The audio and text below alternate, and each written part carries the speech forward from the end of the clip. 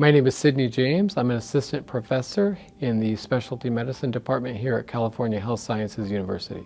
So I started at CHSU-COM as an adjunct faculty. Through my experience and interacting with the medical students, really got me to think how I could make the most impact in somebody's education and in turning out new doctors for generations to come. And really at that medical student level, that's your opportunity. They're babies, right? I mean, you can impart on them all of your experiences and really influence them and bring back a lot of the things that I feel are missing at the bedside with a patient. Here at CHSU, the opportunity to teach point of care ultrasound, because that's one of my passions, it just was a great fit. So not only could I be involved in the physical diagnosis courses and things like that, but I got to also teach point of care ultrasound. And you know what? I could influence them in their first year, teach them how to use it not only in their education, but when they get into their clinical clerkships rotation, so that they can carry the use of that all the way through.